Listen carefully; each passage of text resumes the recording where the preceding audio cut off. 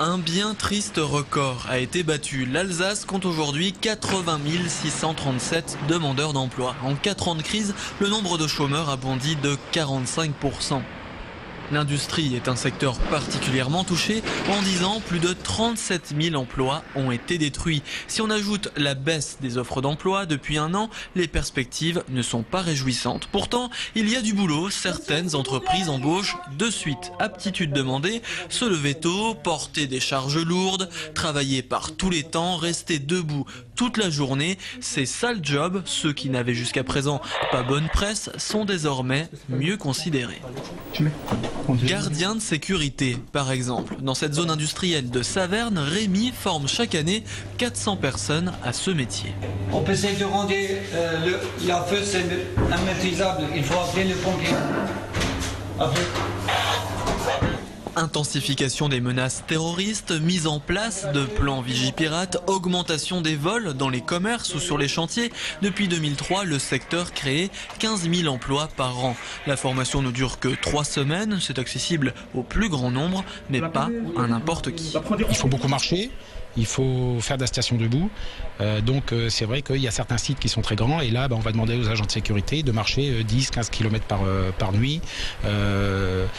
Par vacation, c'est effectivement des métiers qui demandent une condition physique correcte. Mais maintenant il n'y a pas d'âge pour faire ce métier. Dès l'instant qu'on se sent bien, il n'y a pas de problème.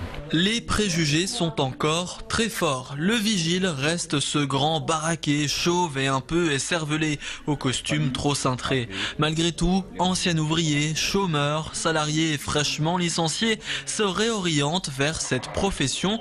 Ça ne paraît pas très noble, mais ça dépanne. Il y a des gens qui viennent pour faire ce type de métier, certains qui le font en attendant de retourner dans leur métier. Ils ont perdu leur emploi, ils ne retrouvent pas d'emploi, plutôt que d'être au crochet de la société. Et donc, parce que ce sont des gens actifs, eh bien, ils viennent faire ces formations pour le temps de retrouver un emploi dans leur activité d'origine, eh bien, être actif, tout simplement. Et puis, donc ça, c'est très fréquent. Malgré les aléas, le BTP reste un très gros pourvoyeur d'emplois dans la région.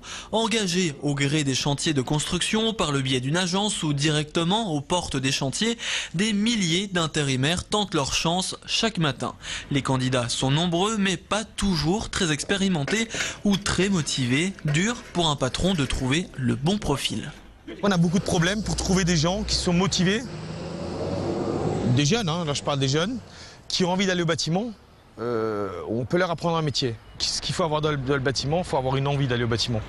Puisque ce n'est pas un métier où il faut y aller par obligation, parce que c'est un métier qui n'est pas simple. Je dirais mal vu, travailler à l'extérieur, pénibilité, il y a plein de trucs qui rentrent en compte.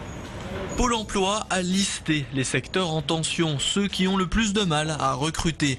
Au top 3, aide à domicile, cuisinier et infirmier. On trouve également un peu plus loin les ouvriers agricoles, nos fameux agents de sécurité et les agents d'entretien. Au total, un tiers des offres d'emploi ne trouvent pas preneur. Donc vous pouvez faire une levée de doute.